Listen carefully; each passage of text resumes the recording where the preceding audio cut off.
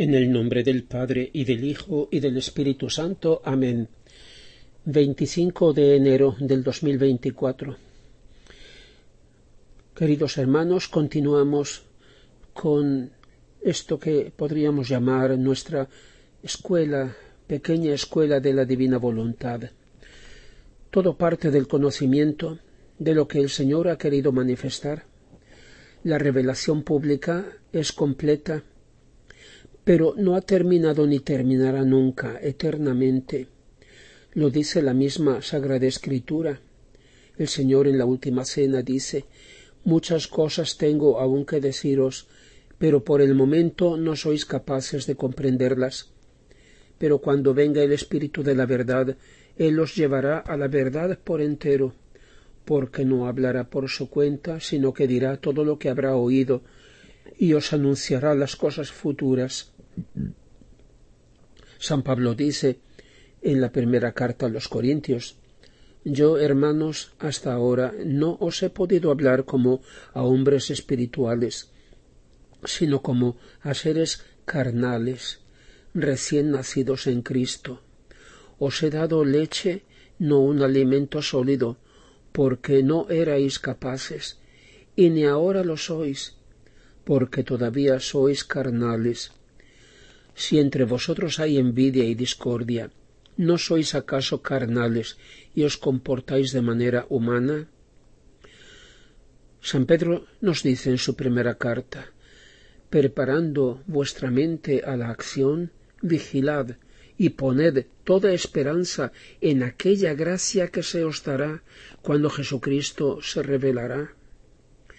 Y San Juan, también en su primera carta, dice: carísimos, ahora ya somos hijos de Dios, aunque aún no se ha manifestado lo que hemos de ser, mas sabemos que cuando se manifieste seremos semejantes a Él, porque le veremos como Él es.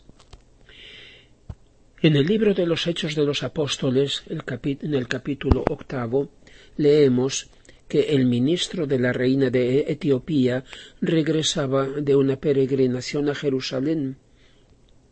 Dijo entonces el Espíritu Santo a Felipe: acércate y llégate a ese carro. Apresuró el paso Felipe, y oyendo que leía al profeta Isaías, le dijo: ¿entiendes eso que estás leyendo? El otro le respondió: ¿y cómo podría si nadie me instruye? Lo mismo vale para los escritos de Luisa, no porque su contenido sea difícil, sino porque quien se acerca a ellos se siente en un primer momento desorientado, tanto por el tema como por cómo se expresa Luisa, y sobre todo porque lo que el anuncio del Señor descubre es una gran sorpresa. En cada cosa que leemos en los escritos, deberíamos preguntarnos: ¿esto quién lo está diciendo, Jesús o Luisa? Si es Luisa, el problema ahí termina, pero si es algo que dice Jesús y no lo reconocemos o aceptamos, lógicamente no aceptaremos muchas otras cosas estrechamente vinculadas con eso y sin duda ya presentes, al menos en embrión, en la revelación pública. Por tanto, cuidado con no valuar con ligereza cosas que a primera vista pueden parecernos extrañas o desconcertantes. La clave para el discernimiento podrá ser solamente la revelación pública, conforme a la fe de la Iglesia, y la extraordinaria lógica interna y la unidad de los escritos. Para comprender su contenido, su mensaje, no basta leerlos o estudiarlos. Quien lee comprenderá en la medida que esté abierto a la voluntad de Dios y permita a la gracia transformarlo conforme a lo que lee. El Señor ha dicho en el Evangelio: mi doctrina no es mía, sino de aquel que me ha enviado. Si uno quiere hacer la voluntad de Él, comprenderá si esta doctrina viene de Dios o si yo hablo por mi cuenta. Enseguida se siente una íntima conmoción y atracción, o por el contrario, se traduce en un instintivo rechazo y desacuerdo. Antes aún de poder juzgar lo que se lee, somos nosotros juzgados. En los escritos buscamos la razón de lo que sentimos, sin darnos cuenta de que el motivo está dentro de nuestra conciencia.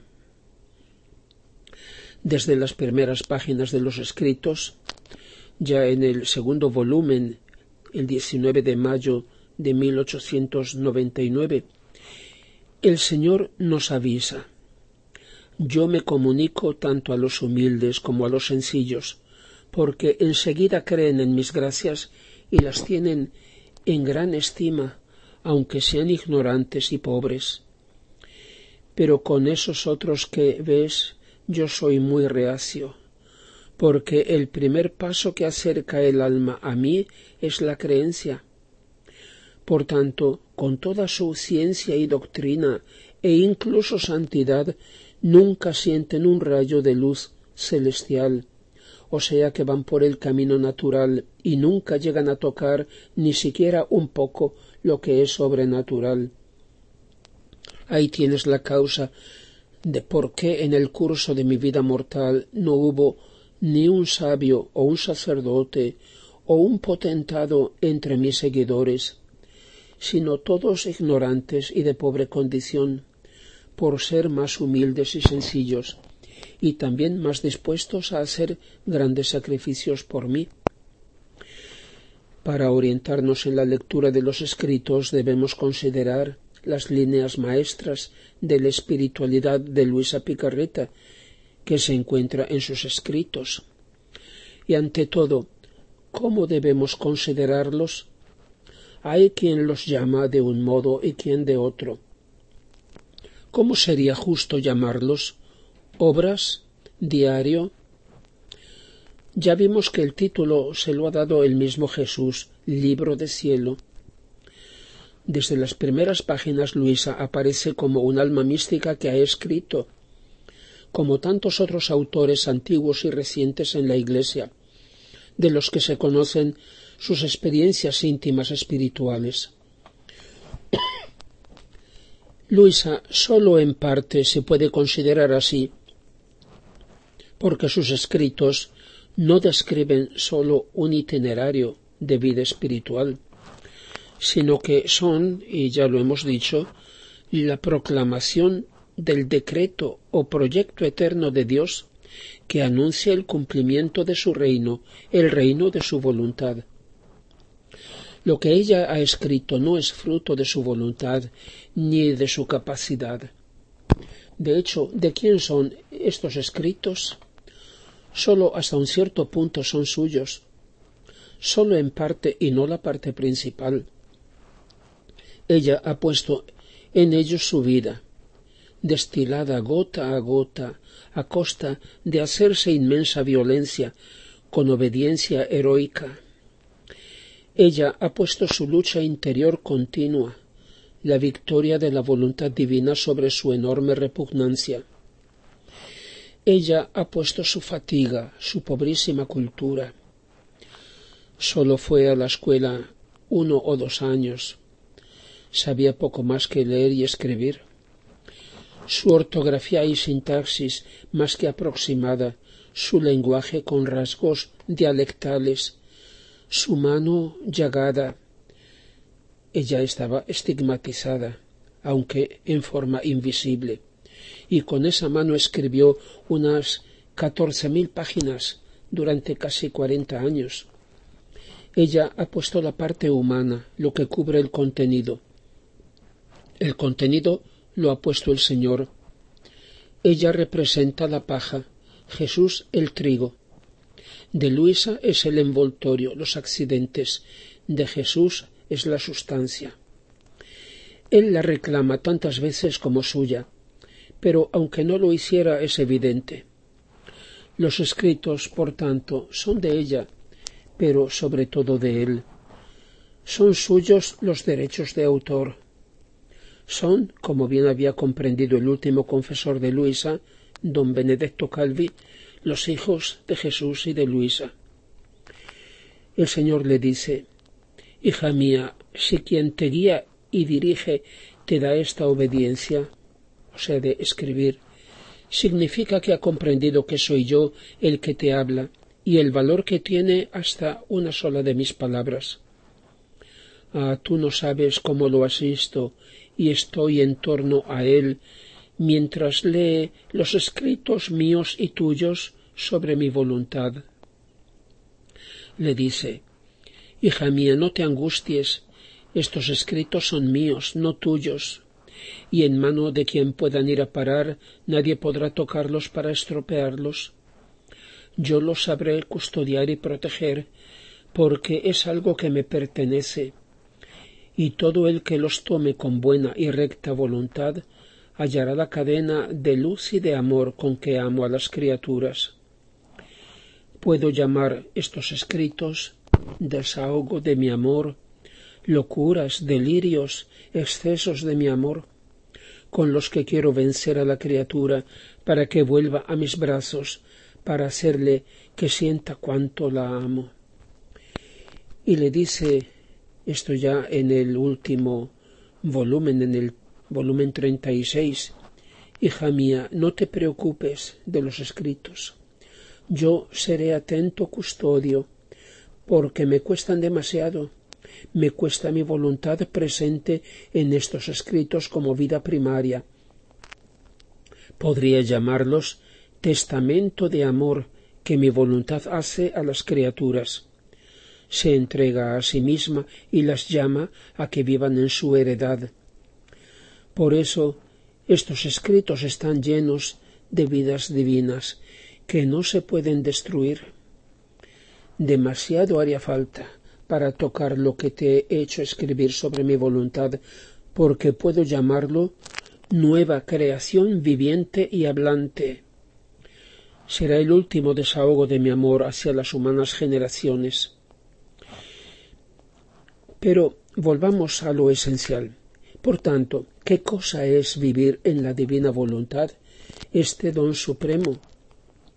¿No es tal vez hacer o cumplir la voluntad de Dios que todos los santos conocen y hacen? Está claro que no se trata de palabras, sino que estamos ante una cosa nueva, no conocida hasta ahora. Así Jesús le dice: los mismos santos se unen conmigo y hacen fiesta, esperando con ardor que una hermana suya sustituya sus mismos actos, santos a nivel humano, aunque no a nivel divino. Me ruegan que cuanto antes haga entrar a la criatura en este ambiente divino. En otro pasaje Luisa dice: ¿será posible que Jesús haya dejado pasar tantos siglos sin dar a conocer estos prodigios del divino querer y que no haya elegido entre tantos santos a uno que diera comienzo a esta santidad totalmente divina? Y eso que estuvieron los apóstoles y tantos otros grandes santos que han asombrado a todo el mundo.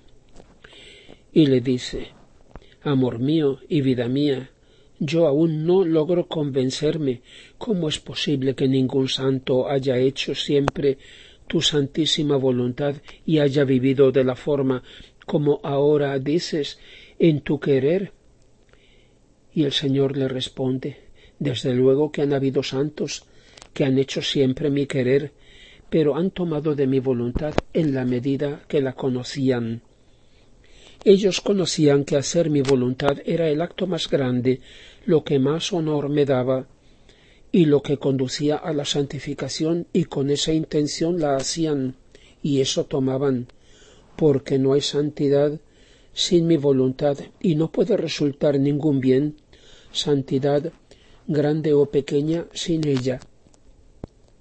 Y le dice: hija mía, en mi voluntad eterna encontrarás todos mis actos, como también los de mi madre, que envolvían todos los actos de las criaturas, desde el primero hasta el último que tendrá que existir, como dentro de un manto, del cual, teniendo como dos partes, una de ellas se elevaba hasta el cielo, para devolver a mi Padre, con una voluntad divina, todo lo que las criaturas le debían. amor, gloria, reparación y satisfacción. La otra permanecía como defensa y ayuda para las criaturas.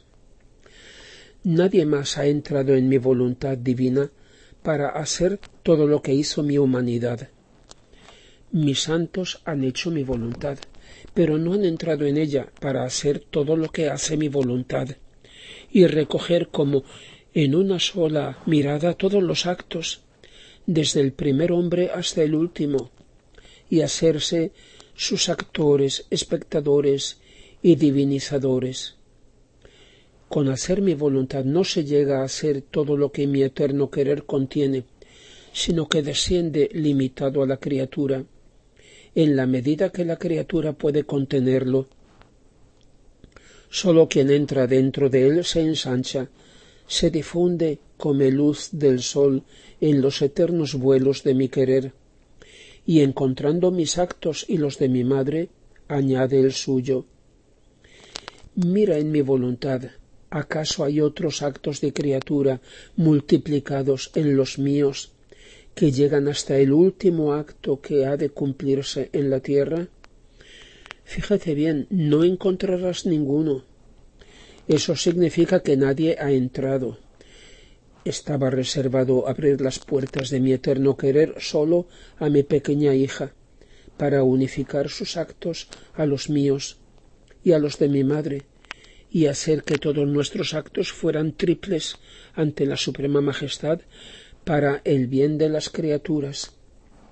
Ahora, habiendo abierto las puertas, pueden entrar otros con tal que se dispongan a un bien tan grande. En conclusión, queridos hermanos, digámosle cada día, todo lo mío es tuyo y todo lo tuyo es mío.